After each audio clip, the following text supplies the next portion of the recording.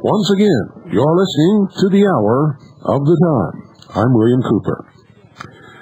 Well, folks, a lot of things are happening, and I'm going to touch on a few of them tonight. But before I get into tonight's broadcast, I just want to give you something to laugh about. I'm holding in my hands a fax from the Republic of Texas. And I've laughed so much over these people that I'm over my giggle stage, but maybe you're not. It says, it has come to our attention through an extremely reliable source that the federal government has a hit order out on the President of the Republic of Texas. The Governor of Texas, George W. Bush, was depositioned on February 17th, 1996, through the process of tacit procuration and found to be in default on the writ of quo warranto issued to the corporate state of Texas on January 16th, 1996. All of that, folks, is a total lie. Governor George Bush was never depositioned by anybody. In fact, I read you his reply to their service. These people are crazy. You better lock them up real quick. I continue. The president called for the convening of a citizens' grand jury to investigate government drug running and investigations into the capital trust funds used to steal the money of the people of America. This grand jury would be beyond the controlling mechanism of the current corrupt court system, and all the dirt will come forward. For these reasons was the order given. The Republic of Texas is about to stop the New World Order in its tracks, and the bad guys are reacting as they always do. Oh, man, this is a whole can of cashews down there. Good luck, guys. You're going to stop the New World Order? You can't even take possession of your own state house. Listen to this. The order is a crash and burn order, which in federalese means assassinate.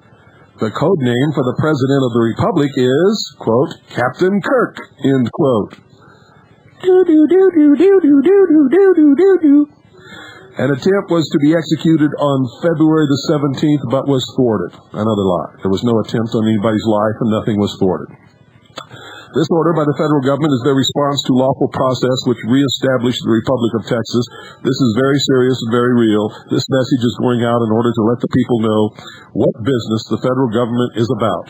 Murder and mayhem. We all know that, but they're not concerned about the Republic of Texas. And here's another page.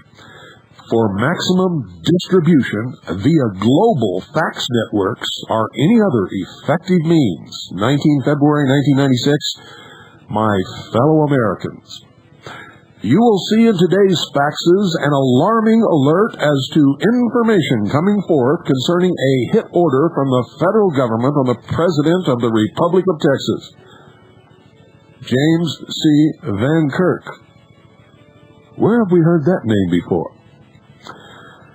As anyone who has followed the events in Texas knows, these visionary and courageous individuals have used the lawful process throughout their historical efforts to reestablish their original constituted form of government known as the Republic of Texas, spelled R-O-P, which means rope, as in rope in the suckers. And this is the government's response to those abiding by the law. It certainly says a lot. And he continues. The problem the government is having is that they have no lawful recourse to rebut or refute the evidence presented by the Republic of Texas, or any other sovereign state for that matter. They are defenseless from the standpoint of law, so I guess they feel they must resort to violent force. But again, there are now so many people on the move to bring forth the truth that the tide cannot be stopped. That tide is so full of flotsam and jetsam, folks, you're never going to see the water, I can guarantee it. Maybe my giggles aren't gone. And he continues, if one individual is gone, there are many more right there to pick up the plan and carry it forth to its fruition, make no mistake. Despite what unlawful force may come against any of us, we will always maintain the lawful path ourselves to complete our goal of returning this country to its constitutional foundational form of government. Today's messages will now be public record and acknowledged by millions of people nationwide and worldwide through this medium. It will now be known by all how our own government is reacting to individuals following the lawful processes to enact needed change in this country. Folks, these people wouldn't know a lawful process if it hit them upside the head like the broadside of a barn. And he says, remember, there is an element of safety in the public revealing of such murderous plans. All should voice their outrage at this affront to freedom, justice, and law. Let governmental officials know that this kind of behavior cannot and will not be tolerated in a civilized, lawful society. Let them know that we know of their outlaw plans. This will stop such actions as this. When they know that we have shed light on these plans, it stops them in their tracks because they can only work in the cover of darkness and secrecy. And get this, folks, in light. The star is bright, the truth is light. Rex Weeks and David A. Newby, whoever they are. And now this republic that is taking people back to the common law and back the way it's supposed to be. You're going to love this. John C. Van Kirk, President, Republic of Texas, has written his first emergency executive order and notice and has placed the state of Texas under martial law. Oh, these guys are good. I got to call Whoopi Goldberg. I got to turn her on to these guys. She could get them on the next HBO comedy hour. Listen to this. Let me back up here. Emergency executive order and notice. By the order of the President of the Republic of Texas, it is hereby mandated that this order shall serve as notice. Each and every recipient of this lawful fax notice shall be held personally, jointly, and severally responsible for any and all actual or inferred damage to the Republic of Texas or to the person of the President of that Republic, John C. Van Kirk. I guess that means me because I got this fax. They're going to hold me personally responsible. Oh, you guys are a joke, I got to tell you. As of 10:05 a.m., February 19th, 1996, the President of the Republic of Texas has declared an emergency throughout the Republic. This action is taken due to information from high-level sources within various government agencies. Boy, that's a big leak. That's a real big leak. Within various governmental agencies of an existing assassination order against the life of President John C. Van Kirk. This operation by rogue agents is titled, quote, Crash and Burn, end quote. President Van Kirk has been assigned the code name of, you guessed it, folks, do-do-do-do-do-do-do-do, he's Captain Kirk. All recipients of this lawful order shall be held subject to the jurisdictional venues of both the Republic of Texas and the current statutory scheme and penalties. All recipients are hereby placed under the authority of the office of the President of the Republic of Texas to be used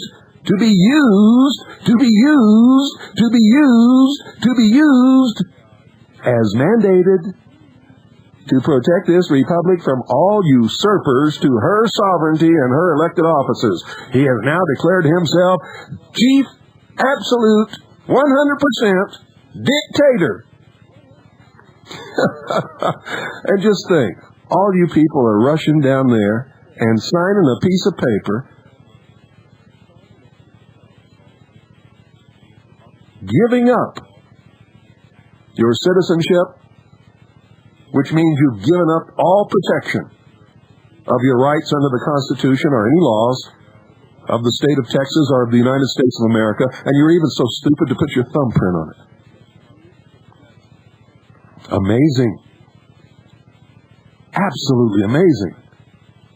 I got to call my mom and dad and my sister and her husband and her children and tell them to get out of Texas. It's been overrun by lunatics. Cashew nuts have grown legs and are walking around in the state of Texas. It goes on. That's not all, folks. Listen to this.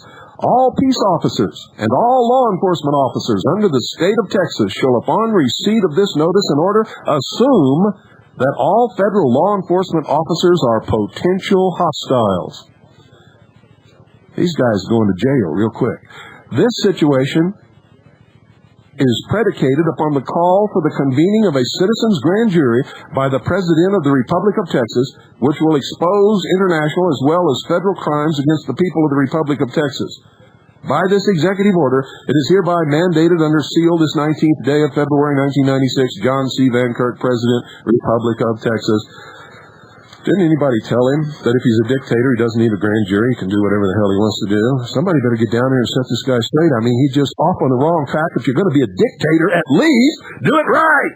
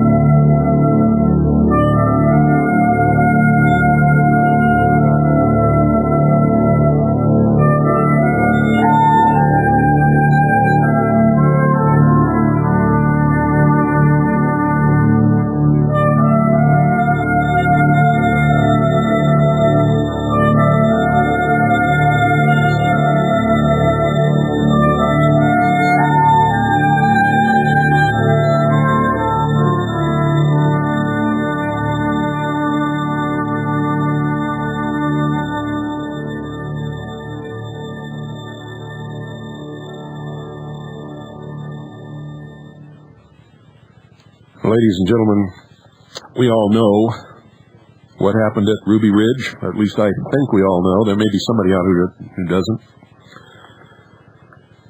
Randy Weaver and his family were approached by an agent of the Bureau of Alcohol, Tobacco, and Firearms,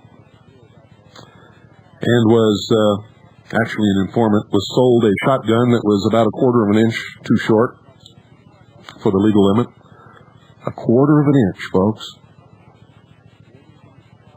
These socialist puke-faced scum kill people over 1/4 of an inch. Can you believe that? Don't ever stand next to one of them at the urinal.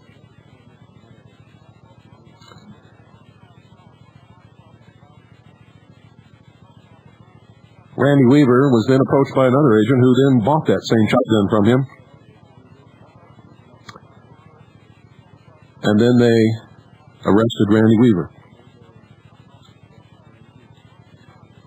Randy had a son, 2 daughters, and a baby on the way. Actually, at that time, the baby wasn't on the way yet. And they told Randy they were going to put him away forever unless he agreed. See, this was all a setup just to get somebody to spy on other people. Unless he agreed to spy on his neighbors and people that he knew. Randy, being a good person, said, "No, I will not do this." So he was sent home on his own recognizance and told to come back on a court date. And they said they were going to lock him up forever. Would you come back after they told you that? After they set you up, arrested you, told you you're going to jail forever, or you got a rat on your friends for 1/4 of an inch of a barrel that Randy probably didn't even measure, probably didn't even know that it was short. Most people can't tell the difference between 16 inches and 15 3/4 inches just by looking at it. Nor would they even guess to do it.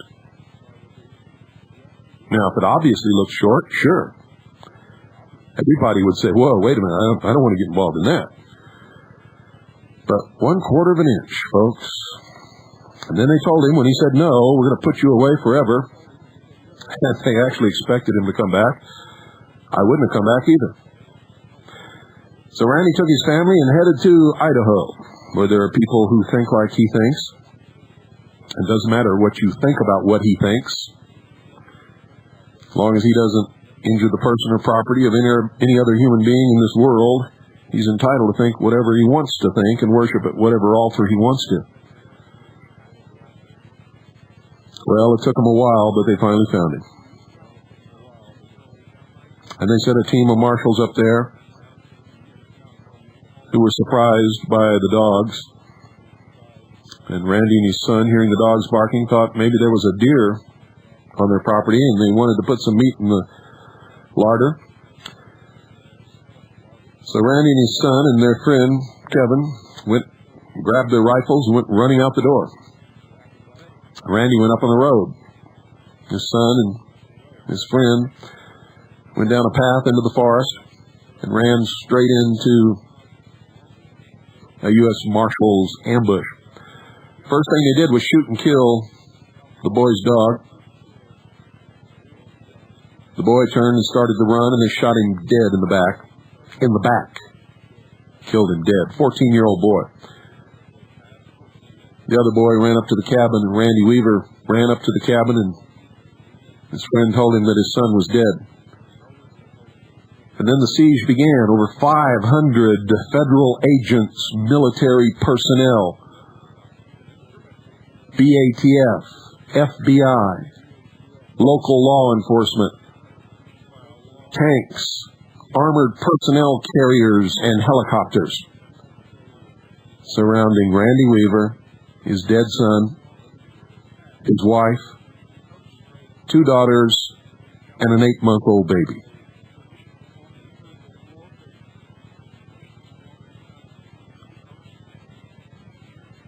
What was that all about?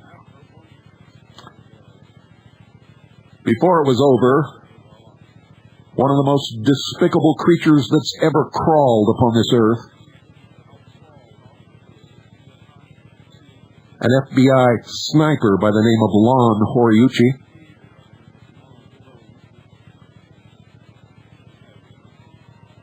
murdered Vicki Weaver as she stood in the door of the cabin, holding her baby in her arms to her breast, shot her in the head and killed her. She fell back into the cabin, still clutching her baby in a death grip, and died in a great pool of blood that spread over the floor of the cabin in front of her 2 daughters, her husband, and their friend, another boy.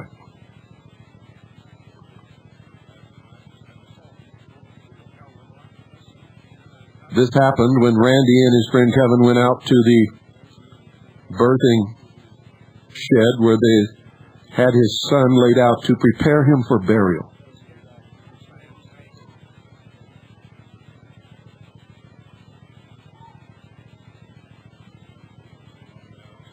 Randy Weaver was shot. His friend was shot, both wounded.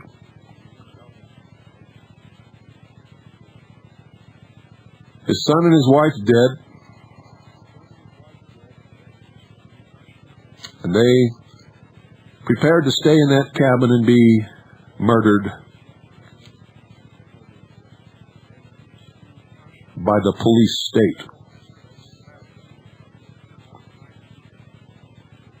Luckily, a couple of reporters walking through the forest where they weren't supposed to be stumbled upon a clearing where a helicopter was attaching a rubber bladder full of fuel by cable to the underside. They were going to drop it on the cabin and burn Randy Weaver and his family just like they did the Branch Davidians in Waco, Texas. But that was to come later. When they saw the reporters watching them, they stopped, disconnected the fuel bladder, and aborted that mission, thank God.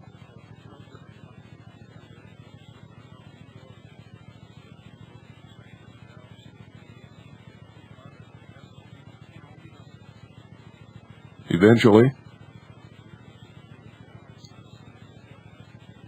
Randy Weaver and the family members who were alive came out.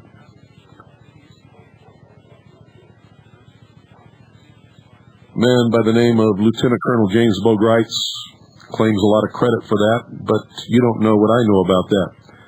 See, he claims he went to help Randy Weaver. That is not true. He was called by the Federal Bureau of Investigation.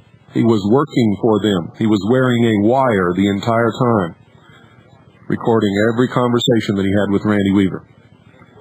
I don't know if Jack McLam knew about that or not.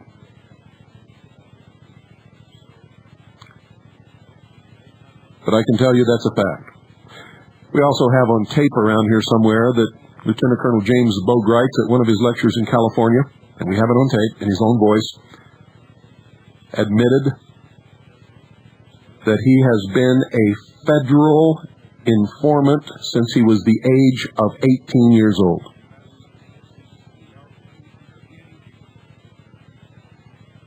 And one of these nights I'll play that tape for you.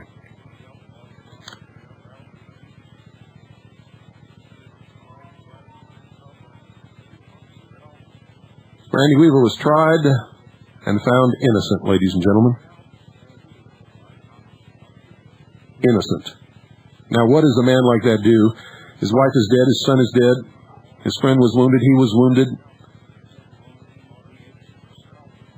The communist news networks and the socialist Marxist scum journalists across this country have vilified him every chance that they got, and he was guilty of nothing. They found him innocent. He had committed no crime from the beginning. The only thing that they found him guilty of was he didn't show up at court when he was supposed to. But yet they found him innocent of the crime he was supposed to show up for.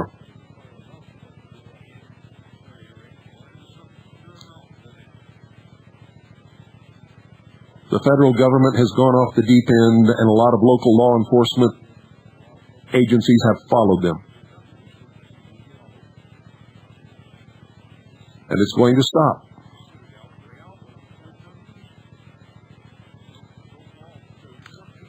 And then came a whole lot of other incidents that most of you don't know about and probably never will, and there really isn't time to go through them all. But then the big one came, Waco, Texas. And everything they said about what they did in Waco, Texas was a lie.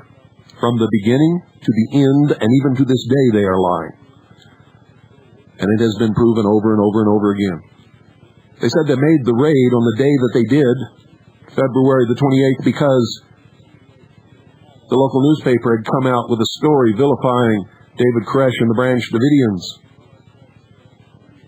But you see, they lied about that because the warrant expired on the 28th. And they lied, ladies and gentlemen, because the local paper didn't just happen to come out with that story. They did it in concert at the request of federal agents to propagandize the public in Waco, Texas, so that they would not come to the aid of their neighbors. And true to form, the sheeple, the stupid sheeple in Waco, Texas, did not go to help their neighbors, whom they all knew were good people, never hurt anybody. And to this day, I will not drive through Waco, Texas. I will not go near that town. I will not spend a nickel there, because during the siege, I was there. And the people of that city put up billboards thanking the ATF for bringing so much money to their town. making it probably one of the most despicable, immoral, and unethical cities upon the face of this earth. I will not speak to anyone who lives in Waco, Texas. I will not speak to anyone who drives through Waco, Texas, or who spends one nickel in Waco, Texas, or who orders any product from Waco, Texas, ever in my life. You see, I was there. I watched it. And when I took photographs of BATF officers, he pulled his gun out of his holster and threatened me and tried to take my camera.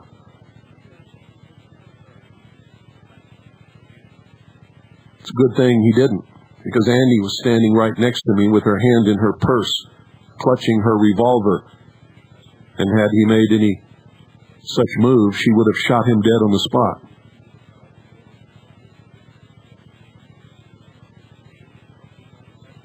The Branch Davidians were murdered, ladies and gentlemen, pure and simple. And I said that they would be murdered on this broadcast. I called that shot perfectly. And the very same night that I made that statement, I made the statement that if Americans did not walk, crawl, drive, or get to Waco, Texas by any means that they could and stand between the federal agents and the people in that church, they were all going to be murdered. And they were. That very same night that I made that statement, WWCR was burned to the ground. It didn't stop our broadcast, though, because very quickly the good people at Swiss America Trading got us on WRNO in New Orleans, Louisiana.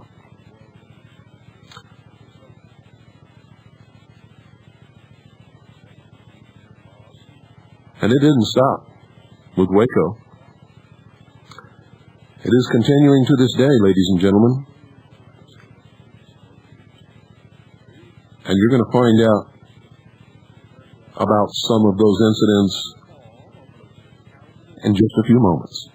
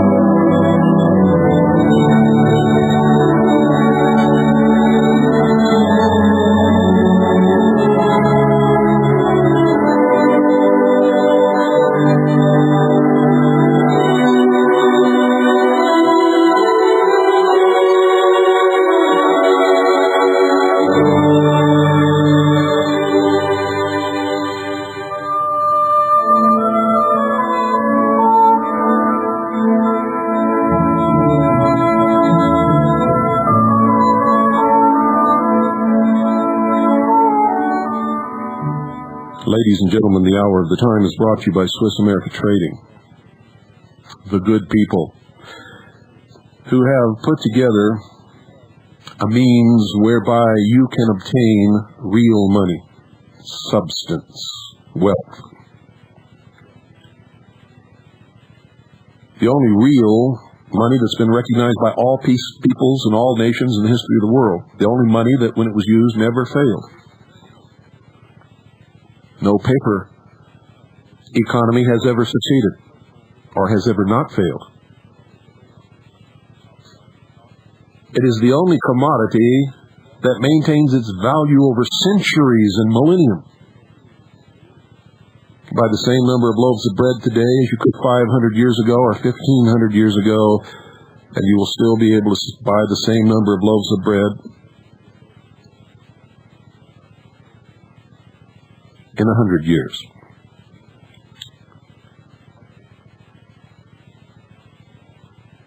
We face an economic disaster. It is in the works as I speak. Have you counted the days until March the 1st? How many of you have forgotten that the funding of the government has not been resolved and there is no balanced budget legislation in Congress? How many of you realize that on March the 1st, if this is not taken care of, the United States will go into default? And to keep the government running at this present time, they are raiding every fund and every pot full of money and every trust that they can find, including your pension funds if you work for the government. How about that?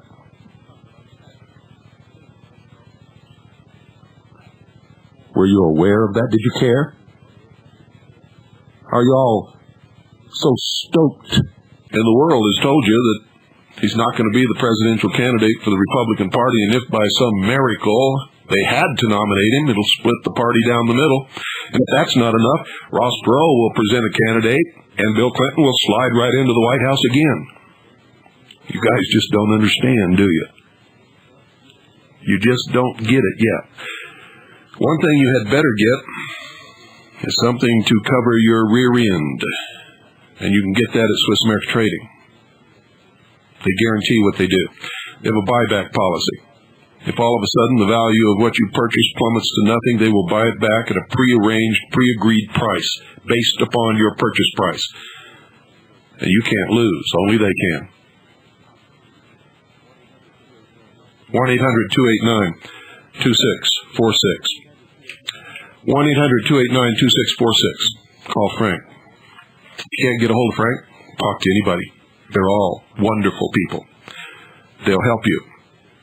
And don't beat around the bush with them. Don't play the big shot. If you can only afford $25 a month, tell them that so that they can help you and so that you don't get flustered and embarrassed.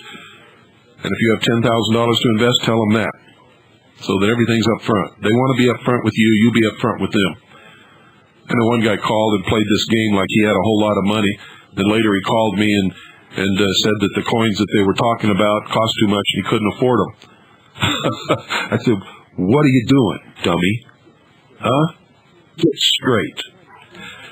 1-800-289-2646. Do it now, folks. You know how you are. So do I.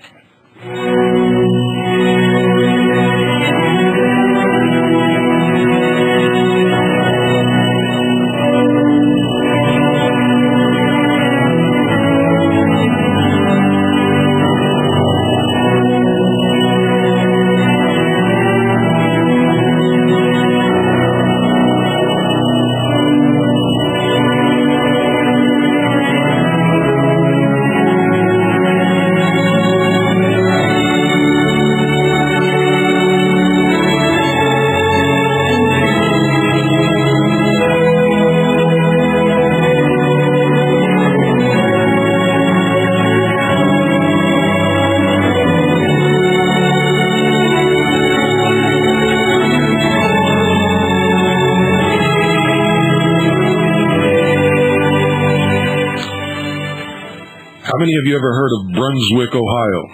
Probably not many unless you live near that little city.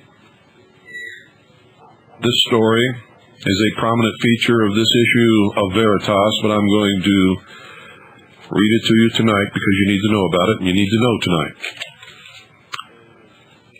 The story was submitted by Helen Johnson, the wife of J.J. Johnson of the Ohio Citizens Militia. Brunswick, Ohio, folks, seems like a peaceful city. John M. Lakin, 54, lived at 4095 Rolling Hills Drive with his wife Beverly Lakin, 49, and their son John Jr., age 9. John Lakin Sr. was a disabled chemical engineer. His wife Beverly is suffering from multiple sclerosis. The Lakens lived at this address for at least 9 years. Most of his neighbors will tell you that John Laken was an eccentric, a veteran, an NRA member, a political activist, but above all, he was a patriotic American who had a strong mistrust and fear, yes, fear, folks, of the encroaching power of government. He saw Waco. He saw the Randy Weaver fiasco. He wasn't stupid. His neighbors will also tell you that while in his home, he carried a loaded firearm for personal protection. And these days, many middle-aged and elderly people do that. Beverly Laken received care from home health aides who were employed by the Moneta County Human Services Department. John Laken Jr. attended Kidder Elementary School in town. He was a quiet, very well-behaved student who excelled in math. He had a lot of friends at school, and he had a lot of friends in his neighborhood.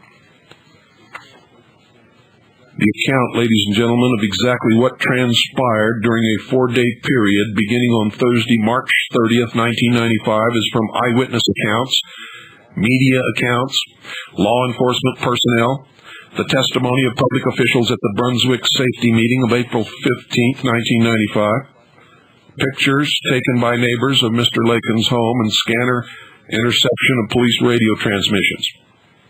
The result, ladies and gentlemen, is terrifying. Can't happen in America, you say? On Thursday, March 30th, 1995, John Laken became angry when his wife advised him that the health care aides had filed a complaint concerning his firearms while a young child lived in the house. He told her that the police would probably be accompanying them upon their next visit.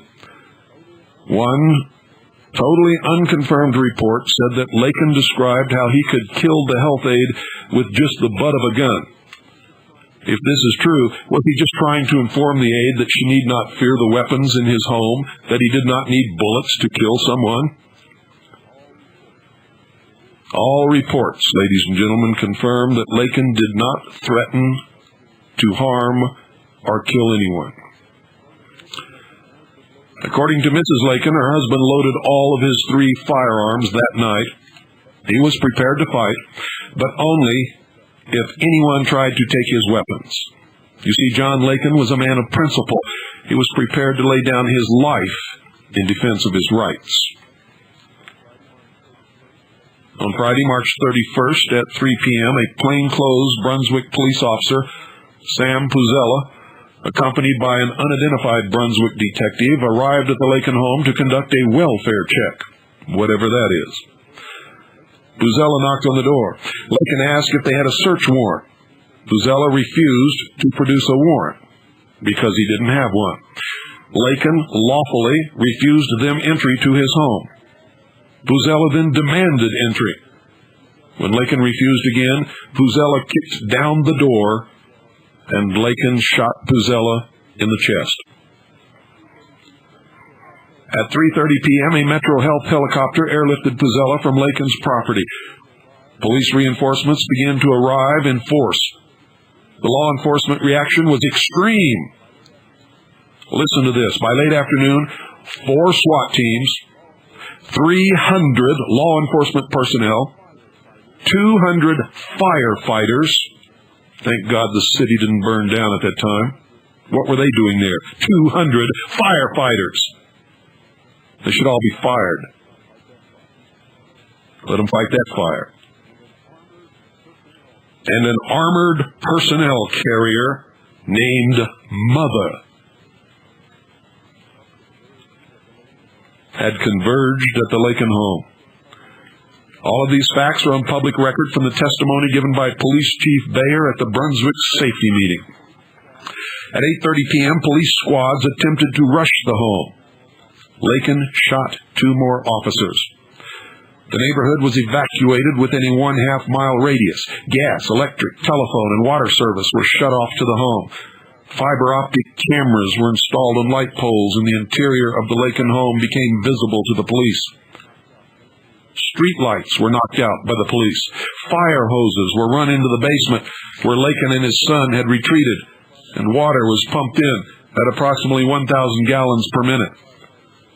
Those 200 firefighters were probably all fighting to get a hold of a portion of that hose.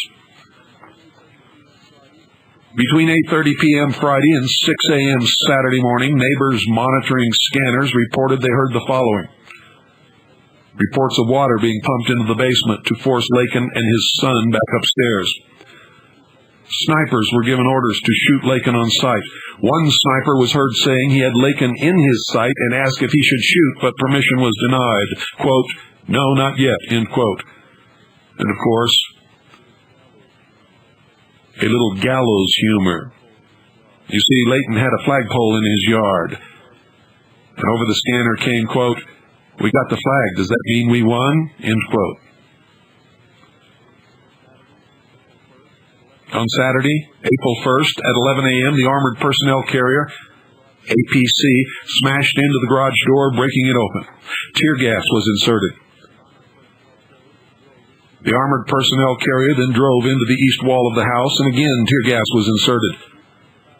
The APC then breached the backyard patio doors, and once again tear gas was inserted. Later, police reports would state that Lakin and his son died during this period. Sunday morning, April 2nd, at about 10:15 a.m., police fired tear gas through broken windows. They drove the armored personnel carrier up to the front window, which they then entered.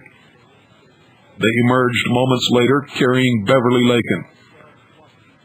Approximately 12 SWAT team members entered the Lakin home. They were in there for 4 hours, ladies and gentlemen, while everybody outside waited breathlessly. 4 hours later, the team emerged with the bodies of John Lakin and his son, John Jr. Police Chief Baer stated that the bodies of Mr. Lakin and his son were found in the bathroom, partially within the shower stall. Medina County Coroner Dr. Neil Grabenstetter said both died of single gunshot wounds to the head. Does that sound familiar? How many bodies did they find at Waco with single gunshot wounds to the head? Execution style. And when you watch the Branch Davidian's last will and testament tape, you know that they did not commit suicide, nor were they killed by each other.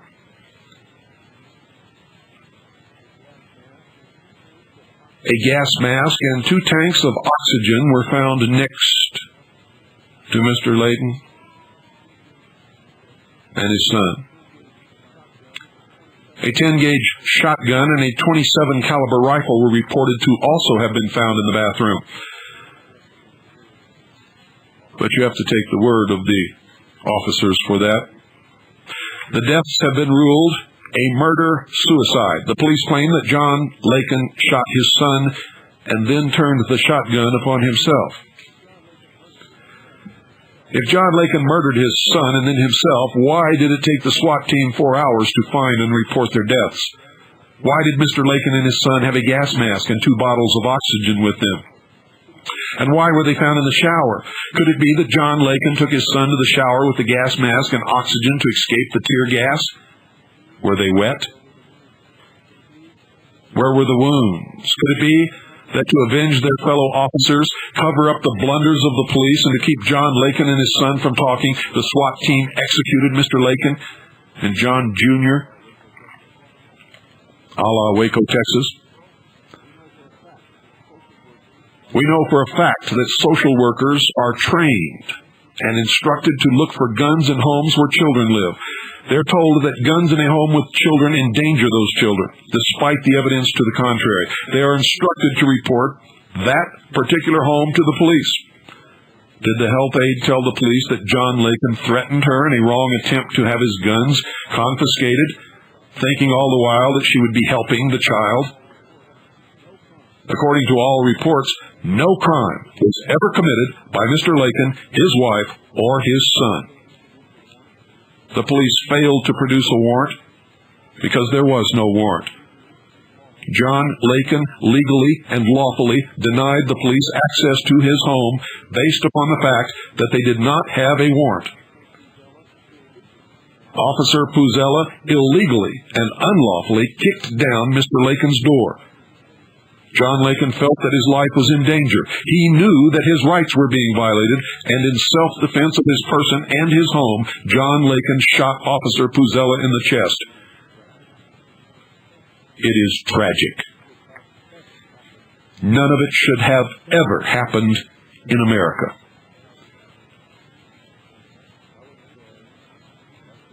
Helen says, and I quote, "I understand John Lakin. I understand what he did, and I understand why he did it. If the police come to my door without a legal and lawful warrant, I too will deny them access. If they break down my door in response, I too will shoot in defense of my family and my home. Their criminal action will tell me that my life and the lives of my family members are in immediate danger. And I will respond exactly as did John Lakin. John Lakin is a free man. His son's life was admittedly cut short, but John Lakin Jr. is also a free man. A friend once said, quote, "Any man without principles that he is ready and willing to die for at any given moment is already dead and is of no use or consequence whatsoever," end quote. My friend said it. John Lakin and John Jr. lived it.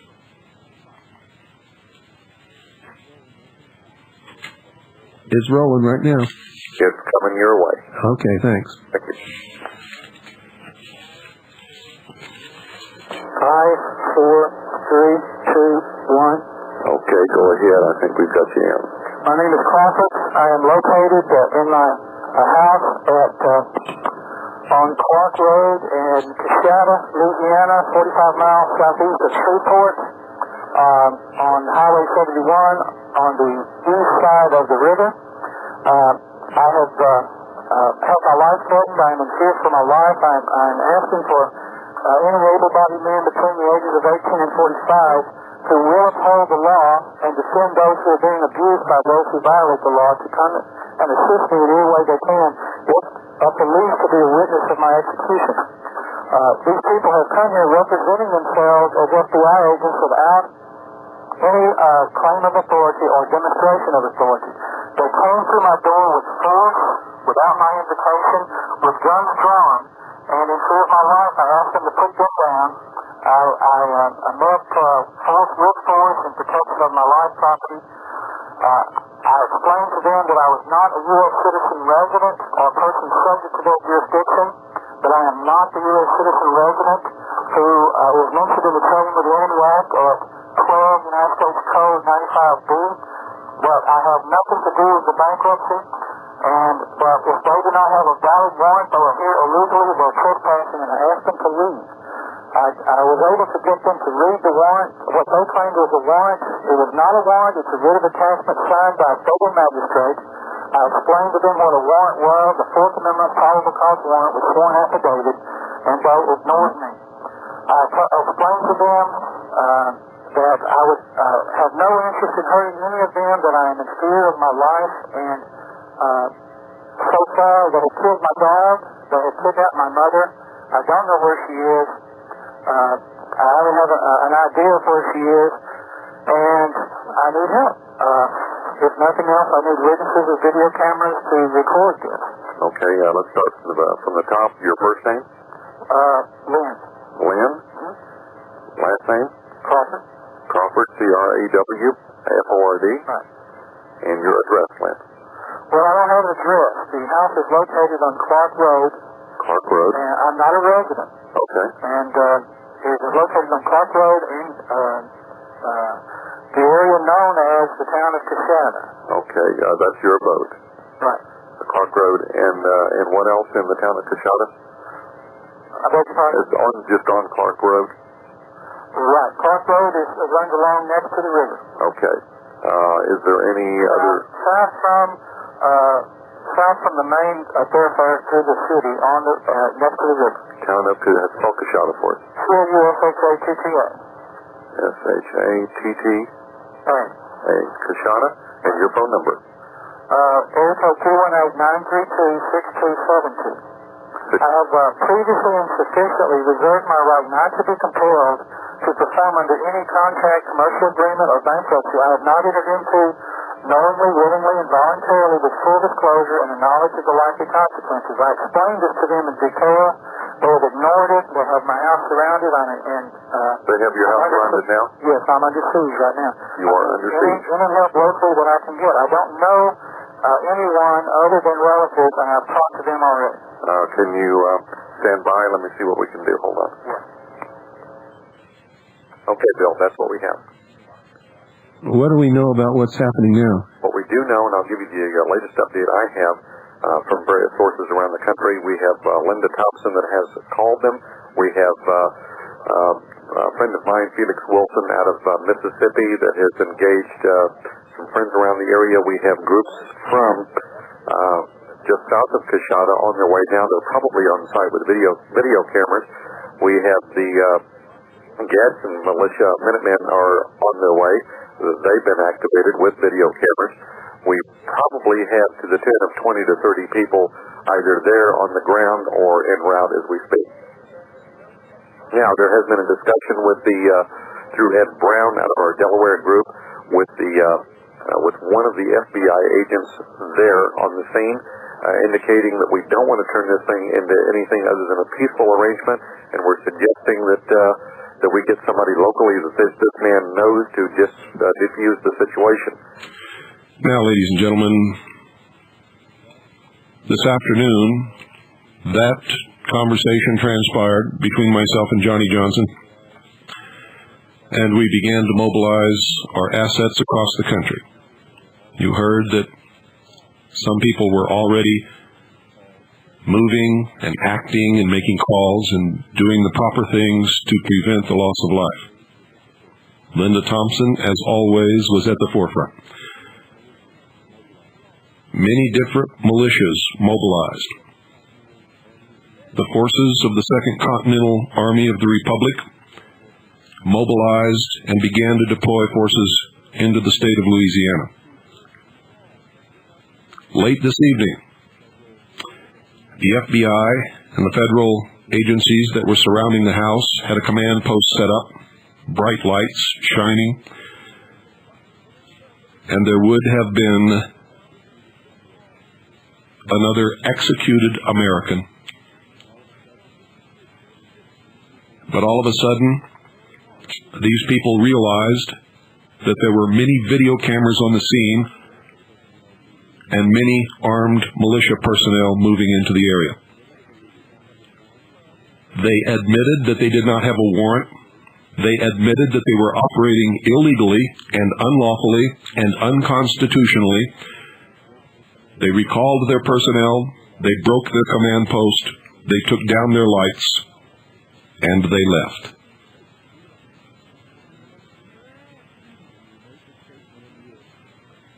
When we made the statement on the air, and when the many militias across this country made the statement that there will be no more Wacos, we were deadly serious. We do not wish to hurt anyone, and no one who was moving into the area was going there to hurt anyone. As long as the federal forces were operating legally and lawfully, if they had the proper legal authority to do what they intended to do, we would not have done anything except film it, videotape it, provide witnesses to make sure that in fact what they did was legal and lawful.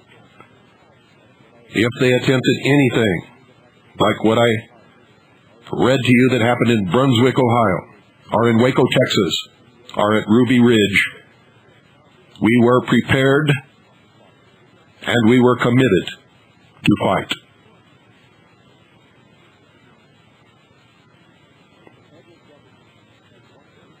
If the federal government wants the citizens of this nation to obey the law, they first must obey the law. And it's not going to be so easy for them in the future if they fail to fulfill their oath, support, and operate within the limits prescribed by the Constitution for the United States of America and the laws of this land. We are committed, and for the first time, militias across this country operated in concert with each other and together for a common goal, peacefully, and it worked. And you will see more of it. Good night, ladies and gentlemen. Join a militia. Support your militia. They are your last line of defense against a totalitarian police state. And God bless each and every single one of you.